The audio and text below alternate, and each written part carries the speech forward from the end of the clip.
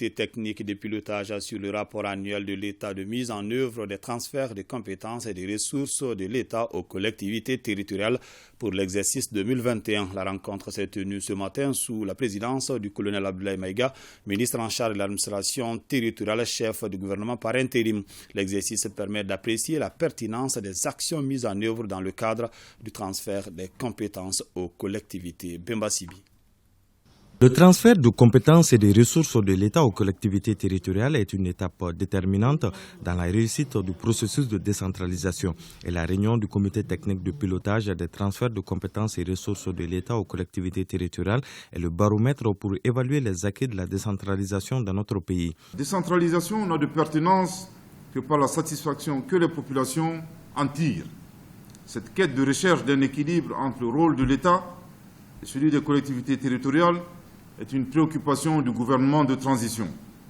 Sous le leadership éclairé et réaliste de son Excellence, le colonel Assimi Goïta, président de la transition, chef de l'État. La réussite de ce challenge est liée à la mobilisation de ressources financières, humaines et matérielles. Déjà, cette réunion du comité se tient dans un contexte marqué par l'adoption par le gouvernement le 19 octobre dernier des projets de textes relatifs à la réorganisation administrative et territoriale. Cette réforme que nous avons conduite de manière inclusive et participative contribue à la mise en œuvre du plan d'action du gouvernement de transition en articulation avec les recommandations des assises nationales de la refondation. Elle a permis également d'apporter les ajustements attendus à notre politique nationale de décentralisation, en renforçant davantage les rôles et missions des collectivités territoriales avec un accompagnement de qualité de l'État. Un accompagnement surtout pour la mobilisation des ressources financières qui est le point essentiel dans la concrétisation de la politique de décentralisation au Mali. Les transferts de compétences n'ont pas toujours été suivis des transferts de ressources. En témoignent les 25,17% du taux de transfert qui sont en dessous de l'objectif visé de 30%.